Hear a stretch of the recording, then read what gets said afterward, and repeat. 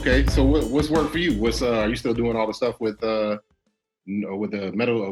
pharmaceutical? With diabetes stuff? Mm-hmm. Yeah, I'm still doing that. But I actually joined the football team last season. Okay. Joined the football. I'm an analyst and assistant O-line coach. Oh man, you done went over to the dark side, man. The coaching realm. Well, man, I had to try it, man. I just wanted to see. I thought about getting into scouting. Yeah. And I did the little scouting academy for a little while. Mm-hmm. And I mean, I had gotten like deep into it because I've always been intrigued with like the front office type stuff. Yeah.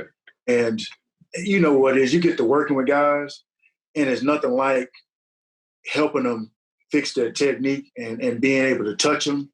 Mm-hmm. But when you sit there looking at film the whole time, you can sit there and say, you need to fix this, do that, but you never have a chance to work with that person. Mm-hmm. You know, you pass them along to somebody else. Right. And everybody that I talk to in that profession said you can't do both. You got to pick one or the other. Either you want to be a coach or you're going to be a scout. Yeah. And, I picked a scout because, I got 5 kids. Correct. And so trying to be home, being like an SEC scout, that's what I thought about. Mm-hmm. And that just, not ever being able to touch and be on the grass, it's like, I can't handle that, So Mama gave me the go to give it a try.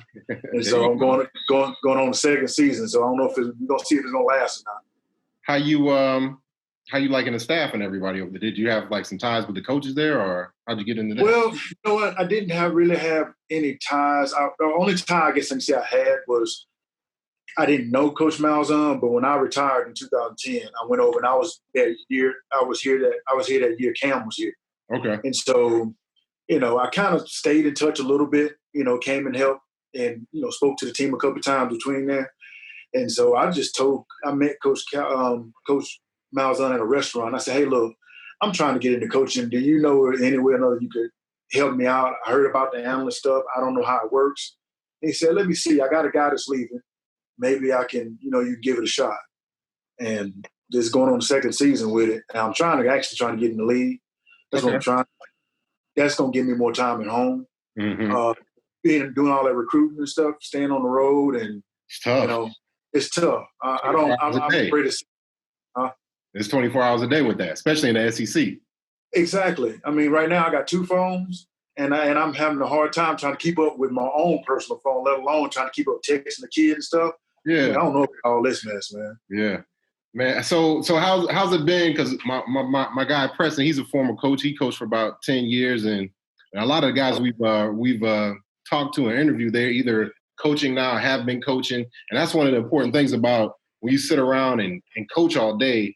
A lot of guys get really big because of their snacks all day. You're sitting around breaking down film, like you said, or you got to recruit a kid, and you only been doing this 2 years. So luckily, you knock on wood, you don't have to travel and recruit too much crazy. But if you're cutting across the state, you're drinking a Pepsi every other stop or something like that. How has it been for you making that adjustment? Because of course, being a big guy, you're on the skinny side now, man. You all got the V-neck and everything, man. You got it all together. You know what? It's been a really big adjustment for me. I had dropped a lot of weight, and I had gotten down to the size I was my sophomore year in high school. I had gotten down like 256. Okay. And so, and I've gotten into cycling. So I like road biking. I was averaging like 100 miles a week and like rolling. I love it. And once I started getting into the coaching thing, I didn't realize how accessible snacks were. Like, you got a whole room with Doritos and all kind of stuff. People bringing donuts all the time. And I probably put on about another 10, 15 pounds just sitting my hand on there and grabbing stuff. But I didn't realize how accessible food was and not being able to exercise like I was before. How easily you can gain weight. You know what I mean? So now I'm really pushing myself now to get back to where I was and try to stay out of the snack room as much as possible. But you're right, man. It's so easy just to lose your routine and start eating unhealthy, to be honest with you. So how'd you get down to that 250? Because you played upwards of 300. All the guys we talked to, everything they say, man, I was a tackle. Then that year I had to go inside and move guard. I had to go to like 330 plus, you know what I'm saying? Yeah. So what got you all the way down to like 250 after you stopped playing?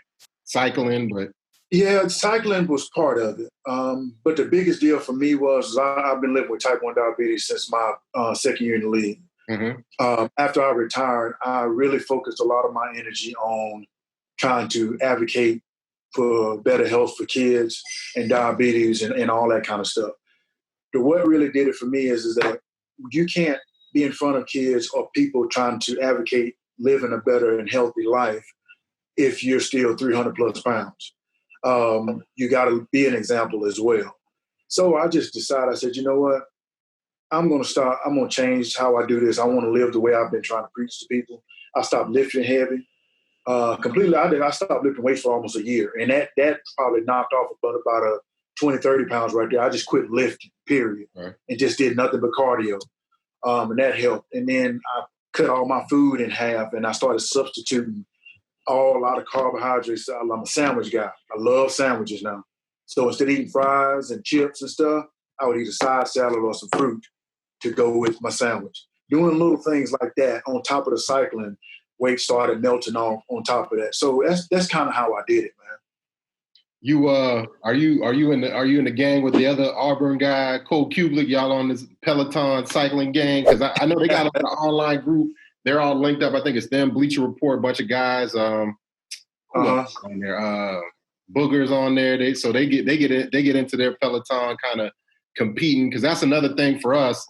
And that we found when we talk to a lot of guys is, this missing competition. Like if you don't have a game movement, or if you're already the biggest dude in your house, why I need to get, what I'm saying? Why I need to go work out, what I'm saying? Unlike you trying to take somebody's spot. Is there a way you've been trying to find to supplement kind of like that competition to keep yourself competitive? Because that's something that really drives a lot of us former players for sure. That's a very good question, Langston. The cycling did it for me.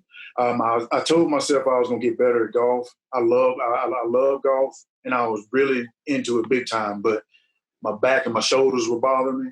Yeah. So after playing around, it would take me 2 or 3 days to feel good again, from especially my lower back and stuff. So, and I said, okay, well, I've always hated running, but just something that's going to push me. Let's see if I can maybe get into start running 5Ks and maybe a little bit further. All right, hips and lower back started bothering me. All right, I started telling my wife, I want to get a bike. I'm not just going to do it for exercise. All of a sudden, she got me a bike for Father's Day. 5 miles turned into 10 miles. 10 miles turned into 15 miles. 15 turned into 20. And that same thing you talked about, that competitiveness. How much further can I go? How fast can I ride this mile? Can I go up this hill without sitting down?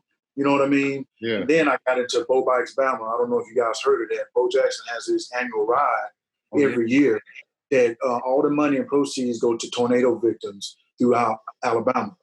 And it's 52.5 miles. And I've done it 5 years. And, I've done it for the last 5 years. And I've missed a couple years. So that's that competitiveness. I train and get ready for it, And it's just like you said, you're being a former athlete, man. You got to have something that drives you and pushes you a little bit. Mm-hmm. So I challenge people online. I'm not in Cole's group. I didn't know he was doing that, So on Strava, some people that I know, we kind of push each other and say, okay, all right, well, I did it this way. So that's what did it for me. Yeah, so it's really interesting, man. What's up, man? I'm Preston. How you doing?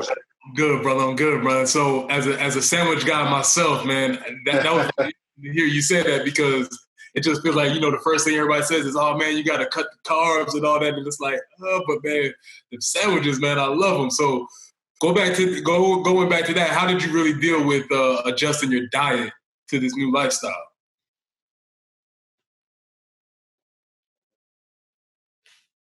What did it for me with adjusting my diet is I have to count carbs to take my insulin, and I wear an insulin pump and everything. And one thing I try to do, just as another competitive thing too, is try to keep my insulin intake to a minimum during the day. One thing that a lot of diabetics, sometimes they use the excuse for eating. Okay, well, I can eat whatever I want. All I got to do is take insulin to cover it. What you don't realize is when you're doing it, you're just gaining weight. Yeah, you think you're managing your diabetes right, but you're really not. You're staying in the same predicament, and you could easily live a little bit healthier and a little bit better if you cut your insulin intake in half, which that means you got to eat better. All right, me and you both love sandwiches. I'm going to go in the store and find the lowest carb and carbohydrate bread I can find, but still got a good taste to it. That way I'm not eating that big, thick hoagie bread. All right, I'm going to find, the lighter calorie bread and still get my sandwiches in. I'm a condiment king, so I'm going to put everything in the refrigerator on the sandwich. And I'd rather have a little bit of bread and more stuff on the sandwich than anything. So that's what kind of did it for me. And just start seeing you can't eat more than what you're burning. You're trying to burn more calories and eat less to lose weight. And like I told Langston, really the motivation for me is kids really looked up to me during that time. I got to live better. If I'm trying to tell them and teach them things, I got to try to live the same way. And that's what kind of motivated me. That's that competition thing. I can do better. Don't use your insulin as an excuse to continue eating the way you used to as an offensive lineman when you're not going out on Sundays benefiting from that extra weight. I want to live and be here for my kids. I don't want them to have to be taking care of me because I'm not doing the right thing. Yeah, and that's the thing. When you played, man, it wasn't like, I'm saying, obviously you played at a high level, but it wasn't like you were a sloppy dude or anything like that. And it's funny because it's not funny, but it's just wild just how timing is, because you found out you had diabetes your second year in the league, right? So yes, you went through the whole combine process. You went through all of that stuff, training, everything like that. But was that a big kind of like shock to you when you found out your second year in the league, damn, I got diabetes? Was it just like you didn't know what you were getting into? Help me kind of like put you into the mindset of like what that meant when they told you you got type 1 diabetes. Because it was misdiagnosed at first, right? Yeah, it was misdiagnosed at first. I was diagnosed with, people thought I had type 2 diabetes, and that's the misconception. They think all big, heavy people, that's type 2 diabetes. And me not understanding myself, I thought it was too, but my doctor had told me before I left the hospital, you have type 1.5, or what they call eccentric diabetes because of being a Black person or the ethnic background, or the definition, the dictionary term is LADA, latent autoimmune diabetes of the adult, which is like right in between type 1.5. So I thought I had a type 2. I said, okay, well, all I got to do is just watch what I eat, and maybe when I'm done, I can lose weight and I don't have to be taking shots and stuff. But when I started speaking, I learned about I'm living with this for the rest of my life. My pancreas doesn't work. I'm going to need insulin. No matter what I do, I can lose weight regardless. I'm still going to need insulin, so it don't matter. But I still need to live healthy. When they told me, I did not know what diabetes was at all. Didn't have a clue. And it was a shocker. It really was, because at that time, I thought my career was in jeopardy. You're in the second year in your league, rookie of the year for the team. You're their first round pick. There's a lot of pressure on you. And at the time, you didn't have Twitter, Instagram, all this other stuff that you have to worry about like the kids do now. Man, the only thing out there right there at the time was MySpace. Yeah. So the newspapers and stuff said, well, this guy's career is over with, because people really didn't know anything about it. And I started to believe them because I struggled my second year. Honestly, I probably shouldn't even played because I was barely 300 pounds, getting bounced all over the place. My blood sugars were all over the place. And I ain't gonna lie to you guys.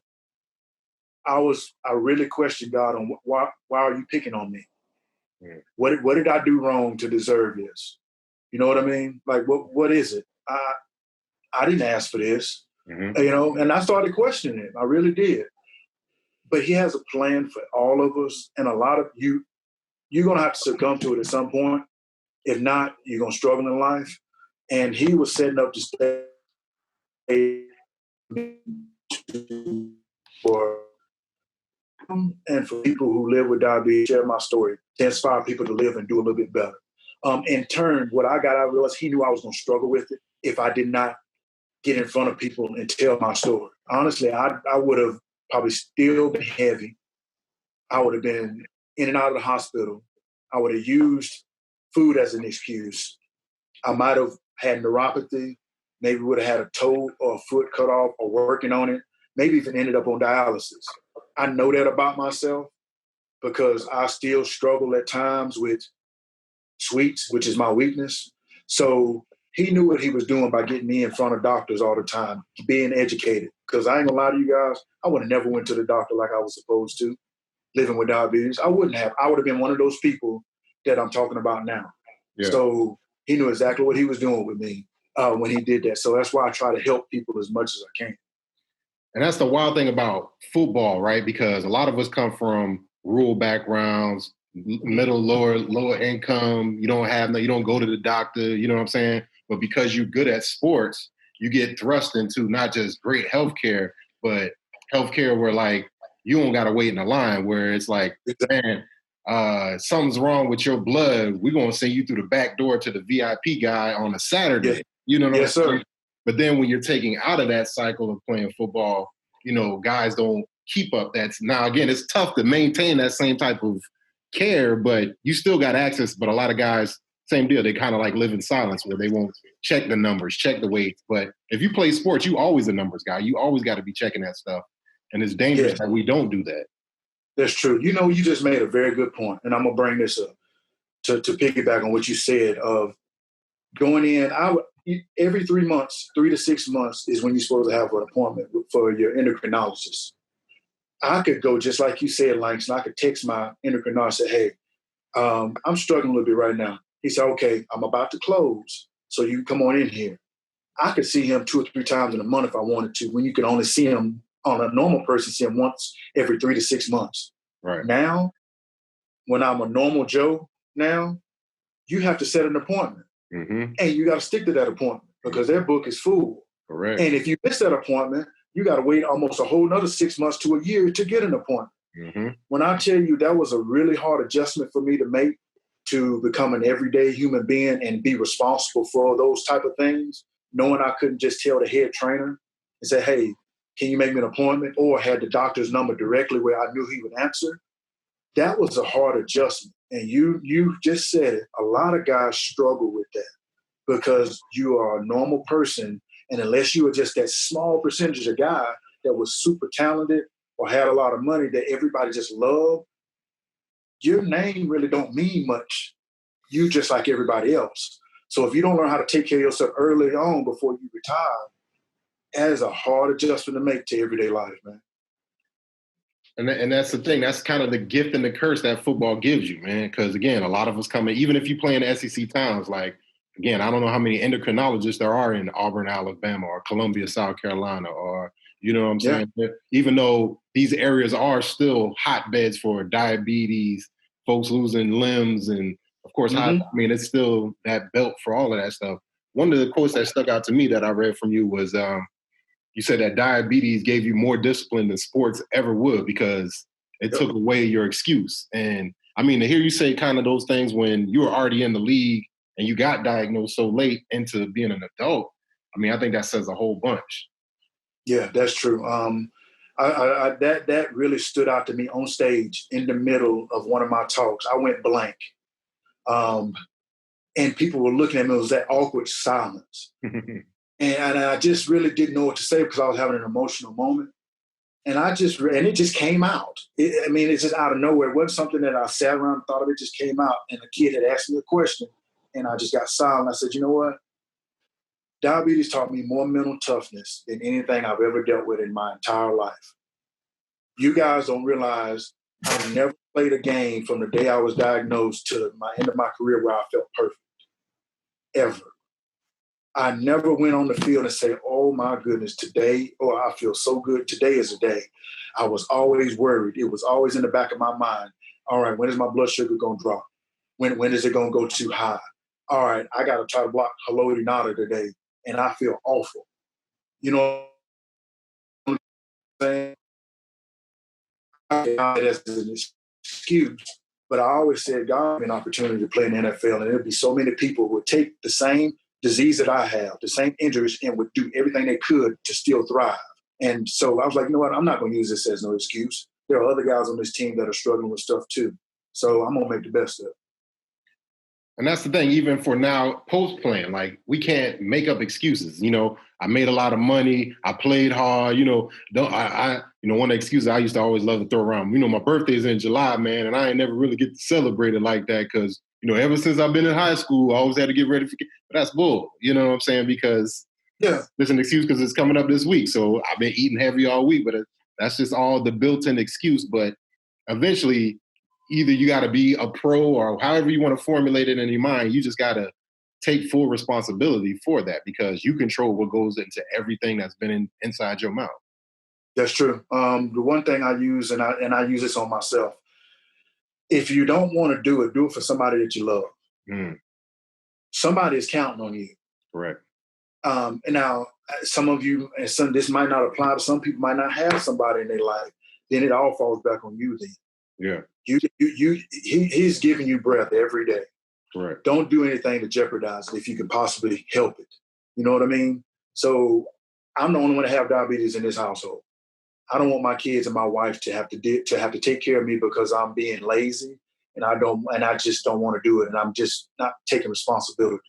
So that's just not fair. And I've seen too many people that I've spoken in front of that were doing that to their family members. And I called them on it. Right. I said, look, you know what you're doing isn't right.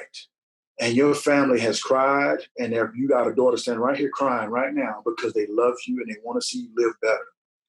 You are still physically able and mentally able to do it. Come on now. You're going to live a longer, better, more fulfilling life if you just take a little bit of responsibility. And everything is not going to change overnight. It's going to take some work, but they're here with you to help you out. So come on now. Well, that's the thing. And that's kind of like, the difference of the locker room that we've been exposed to where guys will call guys, that was BS, bro. You was wrong or whatever. Mm-hmm. But like when it comes to, weight loss, like we got a group challenge going with like a bunch of guys we used to play with. So everybody had to post their weight, that embarrassing moment. But we were thinking like, if they did this at 24-hour fitness or something, like people would lose their mind. They'd try to lawsuit like, I want to lose weight, but don't put it up there, even if you didn't put anybody's name next to it. But at some point, and I think that's the beauty of you going out there and working with these groups is that, if the NFL guy can say, man, you gotta have a little toughness to it. You gotta suck it up because there's no excuse. Like we can try, I'm hard and you're drinking out the Diet Coke as you're crying the tears, but that's not getting you what you need to do. And like you said, you got to find that why to get you through to make that. There you go. Finding that why. It's all about accountability, man. Mm-hmm. It really is. And just to piggyback off what you just said about posting that weight with your friends, and everybody's like, wow, okay.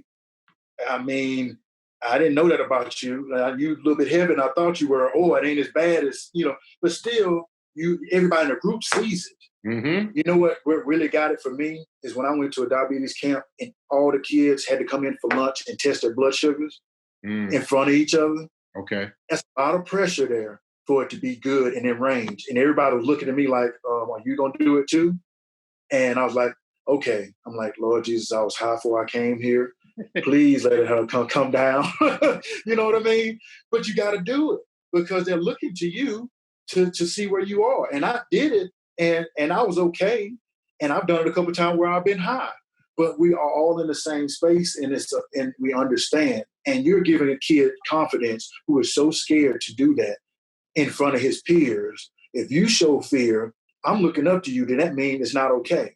So it made me do things that I was so uncomfortable with living with diabetes. It taught me how to come out of my shell because you got other people that are looking to you, whether they're saying it or not. They're looking to see how you respond to that situation. That made me more comfortable living with it and to put myself out there because, like I said, he put me in a position to help other people. Go ahead, P. Yeah, Kendall, like you said, so it's really interesting because you said that it's not easy. You said obviously you know what to do, but it's still not easy. Even somebody who had to show this much discipline to play in the league and do all of that stuff. What would you say to somebody who's kind of struggling with the idea of maybe thinking like it's supposed to be easier than it actually is? What I would say to that person is take it one minute at a time, 1 hour at a time, 1 day at a time. Don't try to dive headfirst into it. We are so instant gratification. We all want instant gratification. And it's really hard to see your body change because or your health change. You want things to happen right then. It's to process. And it was the same way with me. I had to learn that this is not going to happen overnight. Take small steps and you'll see it. Once you stay consistent, things will get easier and it'll get better. And I always tell folks, after about 2 or 3 weeks of doing it the proper way, you'll get used to it. Those first 2 or 3 weeks, it's going to be awful and you're not going to like it. But once you get used to it, then you can start adding on top of it. You know what I mean? People who live with diabetes, a lot of folks tell you can't have sugar, you can't eat cake, you can't do all these things. Then the first thought is, I got to go home and throw away everything that's bad. No, do it in moderation. Instead of you going and eating a whole king-size Snickers, just eat that one bar that's in there. You see what I'm saying? You're going to feel like, all right, I want to eat the other piece, but force yourself not to. Then when you start getting enough discipline, you won't even want that other piece because you've gotten what you want. You feel that little bitty feeling that you needed. And that's the type of discipline that it took me a long time to get and still trying to show people. So you said that your weakness is sweets, right? Yes. So how do you deal with that on a daily basis? You know, because for me, it's like after I have a good meal, you know, you want to get that sweet to sort of finish it off. Or Finish me off. Hey, I feel you. So how do you deal with that? Don't try not to have it in the house. If I do have something that's low calorie that I like, that is still gonna give me that feeling that I'm looking for. More fruit, more things like that. I love ice cream. I don't know if you guys have y'all heard of Skinny Cow? I have. Skinny Cow is 100 calories. Still tastes like Bluebell ice cream. It ain't as good as Bluebell ice cream. Don't get me wrong. It ain't close. But I can get my fill and I'm good. Those are the type of examples I try to give people. You know, some of it can be expensive, but if you look hard enough, you can find stuff. What I did for me is I started with those 100-calorie snack packs, like the little Oreos and the things like that I would eat. You know what I mean? And that helped settle me down. So, I mean, it's little stuff you got to try. It's wild because it's like, I saw this, I think it was like a joke thing or whatever, but like it used to show people like how they cut back on cigarettes. Like they cut part of the pack off. You know what I'm saying? And it's the same thing. Like, and that's a brilliant idea. And everybody has been saying the same thing, man. Keep it out the house. That's one of the big ways I stay out of it. You know, if my kid, you know, one of the excuses also, a lot of folks like you, I got a lot of kids in the house, but guys are like, I put snacks in there that I don't like, but my kids love. And so I'm cool. They can eat that all day and I don't even look at it. So, you know, building up that discipline muscle over and over again, I think it's great that people hear it from somebody who's done it, you know, because you're not a person who hasn't delayed gratification coming out of school and doing all even playing football in the NFL, but for everybody to hear that message over and over again, I think that's really good. One thing I want to talk about, because you were in a locker room that had a whole bunch of personalities, but also had a lot of big personalities in it. You had guys like, you had my guy in there, Big Oliver was in there. You had, who else you had? Yeah, Alan Faneca, who is another reformed skinny guy now. He's real super skinny. Y'all even have Deuce Staley, who looked like Triple Deuce, probably at the time. Deuce was super big. And then y'all had the bus. So what was it like trying to be a professional? A lot of big personalities, big eaters in the rooms, obviously. And obviously you had diabetes to deal with. How was that? How did you handle all of that swirling around? Because might have not been as much food as there is now in the locker room, but we still was eating during those times too. You know what? You brought up bus. That is like the perfect one for what you just asked. Jerome had a person that baked him cakes, and he would always bring 2 or 3 red velvet cakes on every road trip, and he would have them delivered to the hotel.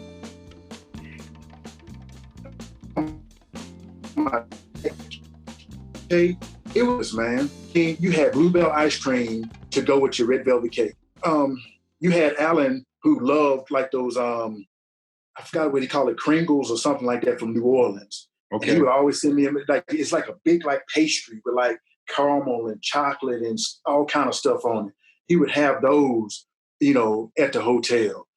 It was really hard to not eat like that. You know what I mean? And then you got the personalities on top of it. I'm a people watcher. So all I did was sit back and laugh. Just everybody, it's like Jerome get to talking, and then Alan Voice, he's trying to out-talk him. Then you got Joey Porter in there, who is like the loudest person in the locker room. Ike Taylor with his New Orleans self. I mean, it was so many personalities in that locker room. It was ridiculous. But I miss that because that's the part that as a player, you can say this yourself, that camaraderie, being around guys, even if you weren't in the mix of the loud talking, just sitting there and listening to it and just being around it. That's the stuff that you lose. To me, I don't miss the playing as much as I do being around just the fellas. Right. That's it. That's always the big thing. And again, everything we did was either at the locker, hanging out, talking, or trying to set up a time to go eat. One of the things we always talked about was like, once you made that weigh-in on Friday for the week, it was on. Because Friday night you going out, probably take your wife out. Saturday it's in travel day. You're going to get them cakes delivered to the hotel. You're going to eat. And then Sunday you're going to play, and then you're going to eat that night. And so a lot of guys, and it's been funny, a lot of guys we talked to is like they've been trying to figure out as they try to lose the weight now, they got to break that cycle because, they've had that last weigh-in, but it's a long, long time ago. But they just been on that run of just eating like the game has just happened since. And it's been about 10 years, It's hard to do that, to turn that off. Really. Because we're consumption guys too. Everything we do, I'm going to do, it says 10 on the card, I'm going to do 12. You know what I'm saying? Exactly. Ain't nothing for me to eat a whole pack of Snickers. Give me something hard to do, Wow. And so I've had people say, hey, they got the biggest burger on the menu. Well, let's see if we can do that. I couldn't eat a quarter of that now if I wanted to. Right. But beforehand, I'm eating one plus another half, if not, you know what I mean? So just like you said, you got that weigh-in, you make it, go all week, go the weekend, then you find a steam room and everything else just so you can make the next weigh-in and start the whole cycle over again. But it's something that I try to focus on. But what I do is when I ride and I get my exercise in, if I've had a good week, Saturday, it's on. Okay. Like, I mean, that's my get it in day. Okay. Especially if I'm not playing ball and a big game is on or a movie I want to watch, I'm eating wings. My wife's gonna cook the cake. I'm doing all of that. Sunday is detox day, and then Monday I'm going at it again, try to be good. So that's how I try to do it. I don't punish myself all week. I might have a nibble here and there, but weekends is when most of the time I try to just let it go, enjoy myself, and then behave the rest of the week. And again, that's a plan that we can be used to as former players, but even I think a normal Joe Blow can be used to, because again, you got so much stuff going on during the week. Everybody wants to have that wind down day, Saturday, Sunday, but to completely starve yourself away from doing that, I mean, it's only a matter of time for you just like Martin, you got stuff all over your face, you face down and give me the cake, give me the bit, you know what I'm saying? And it's just, and you won't turn it off. And that's that scarcity mindset I think a lot of guys get into. Is like, man, I don't know when I'm gonna eat this good again, but you've been eating good every day for your whole life. And we could tell on the scale. And that's something you got to check. That's true, man. Then also too, something we hadn't talked about, what about the health of your family tree? 100%. If you know that you have some type of disease or whatever it may be going on in your family, you have to really think about that. You're not young anymore. You're not immune to it. When you're young, you feel like nothing can touch you. You don't have any issues. And all right, my family history ain't going to catch up with me. You got high blood pressure, hypertension, diabetes, lung cancer, whatever it may be, especially thyroid issues. Some people have thyroid issues that they can't really handle the way their weight going to blow up here and there. And you got issues like that. You can't just be you don't on the way. So you really got to take care of yourself, man. And that's what I have to pay attention to, because I got high blood pressure and heart disease and things like that in my family. I already got to deal with diabetes, which makes my immune system weaker than everybody else. So I got to stay on top of things like that. I can't really just say, whatever, forget it, I'm good. Yeah, I mean that makes perfect sense. I know both of us have different stories, but very similar. Hypertension was my father. My father passed away early from hypertension. I know Langston has his story, and so But then again, you play in this game where you get rewarded for being big. You get rewarded for being, like you said, you were 256 in 10th grade, I believe you said, right? Yeah. Mm-hmm. I was just trying, even for myself, I was trying to personally think. I was like, this is 250 is my goal weight. And I was trying to think of when was the last time I was 250, and it had to be sometime like 9th or 10th grade. Other than that, I don't really remember. So how did it feel going all the way back down to 256? Does it feel like you remembered it, or like what did it look like on you? I had to go back to find one of my old high school pictures. And I'm like, okay, I felt like I look bigger in that picture compared to what I look right now. You know what I mean? But it felt so good. To me, it's like when you look at the pants that you wore when you were playing football, like I wore a size 42, 44, 46.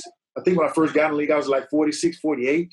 And then I get all the way down and I can get into a 38 and a little bit smaller. That is to me, that's the most gratification you can have right there. When you see these big old suit pants I used to wear and I can wrap it almost around me. And then I look at what I'm in now. I'm wearing extra large shirts when I was in 3-4X shirts beforehand. They always got your size now. Exactly. I'm not getting mad at the little guys. Mm-hmm. You know what I mean? I'm like, I can get in your shirt now. So payback. Exactly. Instead of me having to get in there and I'm like, I really want that shirt, but they ain't got my size. And even I want to order, they still don't make it in my size. Mm-hmm. So that's to me, that's the best part about it when you get to that point.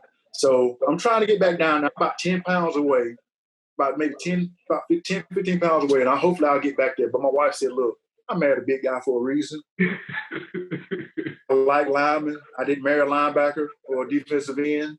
So, can you kind of stay where you're at and don't get any smaller? So she used to say my head was getting too big when I was getting skinny.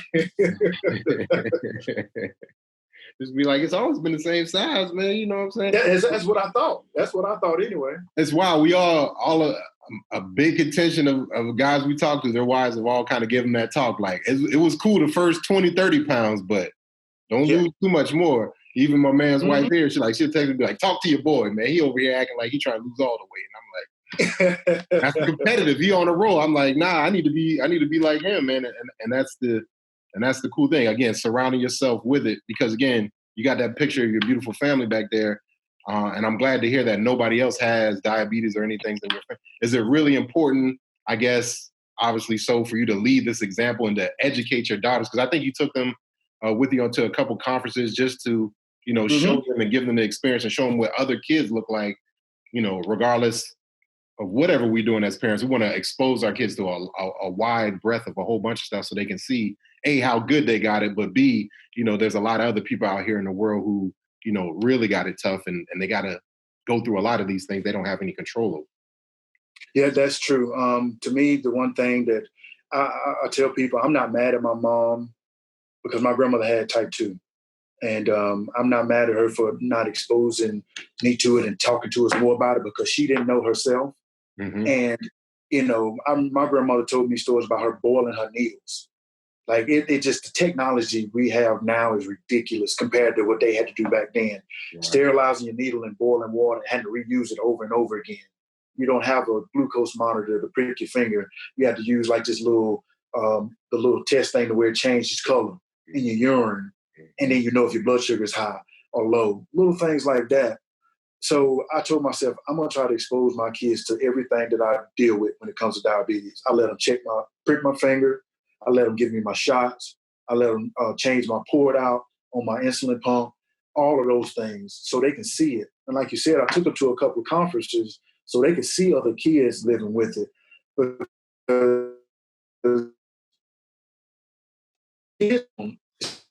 grade, no matter what issue is, that's when kids start getting mean to each other. They just start being mean. And when you're living with diabetes, there's so many stories from 6th grade all the way up through college where kids want to be so-called normal. They don't want to take their shots. They don't want to prick their finger in front of their friends because they look like the oddball out. And so they stop taking care of themselves. Right. And this is what I tell kids, and I tell everybody this. Whoever listening and watching this, please understand where I'm coming from. Tell me and give me a definition of what normal is.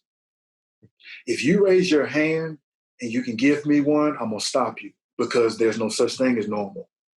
Every last person that's walking on this earth is screwed up in some way or another. We all got issues. Here's the point I'm making. There's only been one person that's walked this earth that's been normal, and that's Jesus himself. The only person that's been normal. All the rest of us are screwed up. So when you look at somebody else and say, I want to be like them, I have what they got, you might not really want to do that if you go and see what's really in their closet. Correct. You might not really want what's going on, because they probably got something going on and not hiding it from you that you don't know about. Try to be comfortable and be understanding about where you are, because you can always find somebody that's struggling a lot worse than you. Right. And me going to children's hospitals and talking to kids that are terminally ill, and that child is happier than I am, and they know any day that their light's gonna be turned off, that put everything in perspective for me.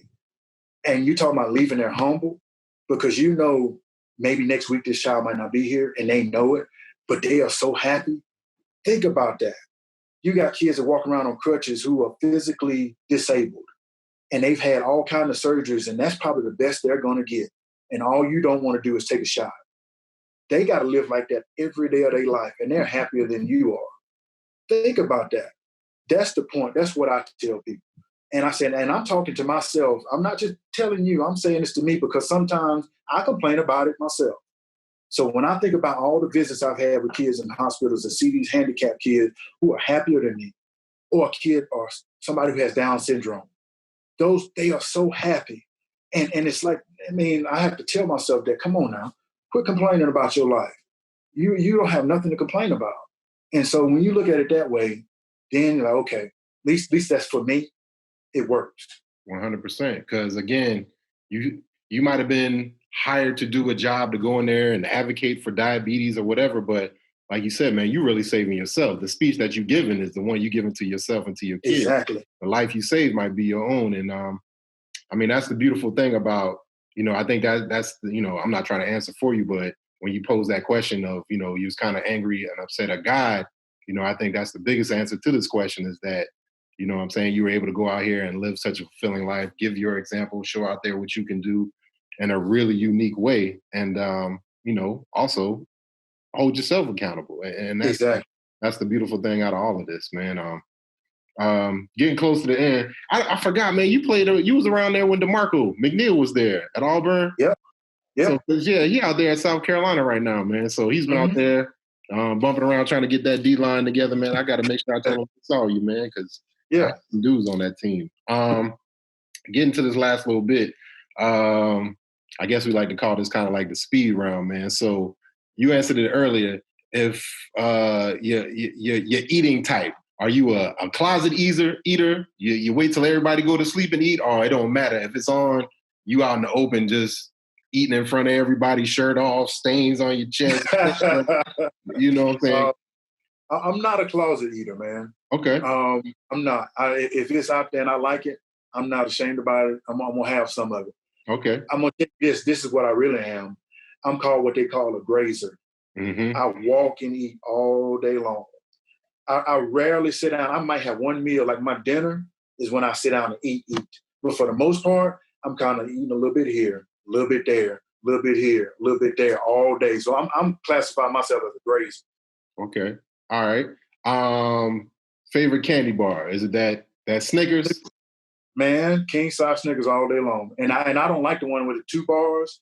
I like the old school one. It was one big one. Slab. Yes, sir.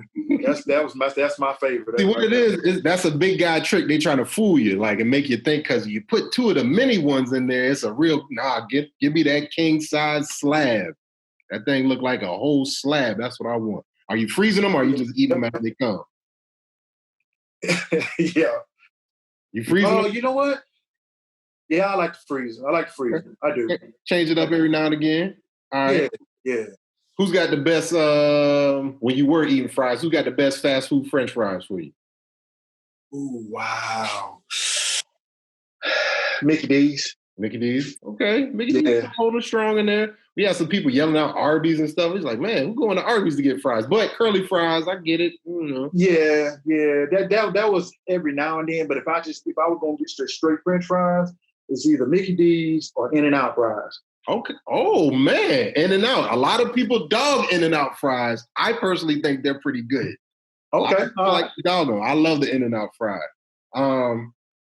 Langston Moore, Preston, we're coming to Auburn for a game and we need to eat. Where's the spot we got to go to in Auburn, Alabama? We got to go eat.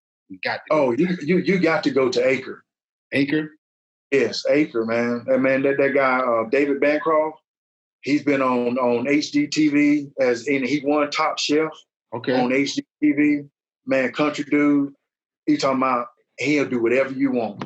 If it ain't on menu, just say, hey, look, man, I got my boys coming in Langston and his guy coming in.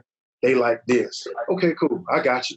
And he smoked everything like right there. He got like this big like smoker in front of you that like meat, like he put like 10 linemen in. And he got big racks of meat hanging there that he take off and serve to you. Grow the food right there behind the restaurant in the garden right there behind it. Real farm to table. Yes, sir.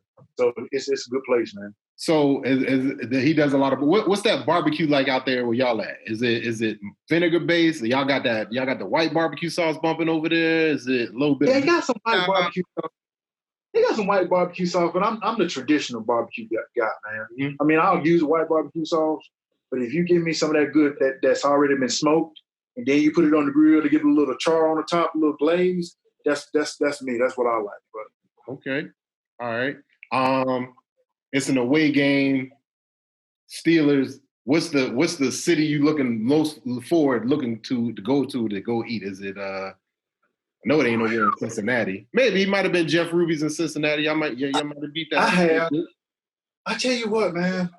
Probably the best place was either Baltimore or Kansas City. Really? Yeah. Tell me what you got in Baltimore. I was gonna hit the streets in Baltimore. I stayed in the damn hotel. Baltimore, they got that little place right there on the water where you got like the crab cakes and all the seafood. The Inner Harbor. Yeah. Yes. Okay. Yes. And then you got KC, you got the barbecue up there. Sure. I mean, I always thought their food was underrated until I really tried it. And you talking about it's good now. It's good. That KC barbecue, man, it's good. So are you more of a steak guy, barbecue guy, or are you more like a seafood guy? I'm more of a barbecue guy. Okay. I was allergic to seafood for a long time until me and my wife took a trip to Bali. And she's like, look, you ain't going to find chicken over there. We ain't going to have no hamburgers or nothing like that to make up for the seafood. So she made me go get an allergy test. And it come back that I had grown out of my shellfish allergy. So I ate tuna and I ate salmon the whole time while I was over there and loved it. So now she can cook more seafood here at the house because she went for all these years really not cooking it because of me. And now, she get to have a little bit more feel and introduce more of it to my kids now. Ollie, man, that's a long flight, but worth it, boy. Shoot. Oh, yeah. Yeah, it's about 23 hours, man. That's a tough, long flight, man.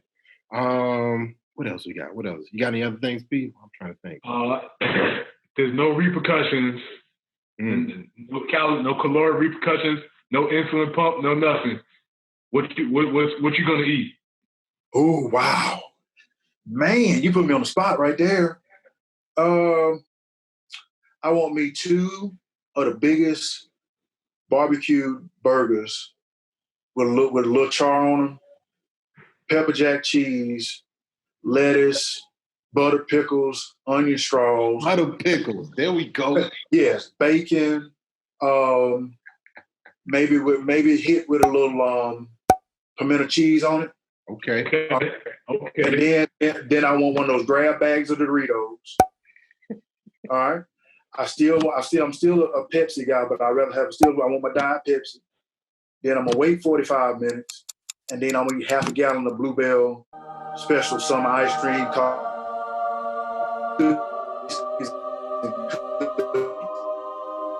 And for like 5 hours straight. That's what I want. And all right, I'm gonna add something else on there. Then I want the Kool-Aid that you pour sugar in the bottom and you stir it up and the sugar don't dissolve. Sheree! What? Grape or red? Red. Peanut, fix me some of that Dick Gregory. Just the Kool-Aid that I want. And a glass jar. A glass jar, man. Exactly. In a mason jar. Yes, sir. Yep. Yes, sir, man. That sounds like a meal after my own heart, man. Now, with that being said, what's something that you eat today that Kendall 20 years ago wouldn't believe that he actually enjoys? Something that I eat today that other people say it again because you broke up a little bit. That you enjoy now that you can't believe that you actually enjoy it. So for me, it's like grilled Brussels sprouts. I love them, but I would have never imagined that 10 years ago. That's a good one, man. I would say I thought I would never eat radishes. Let's see. Like just straight cutting a cucumber up and eating it. Salmon. Let's see. Just broccoli, just straight raw broccoli. Grabbing it. What other, like real food? Wow. Hot, spicy food. Okay. I like spicy. Now, when I eat spicy food, I sweat big time. I sweat real big. But I used to hate spicy food. Now I'm looking for something, hot sauce or something to put on my food, regardless. So I never thought I'd be doing that, ever.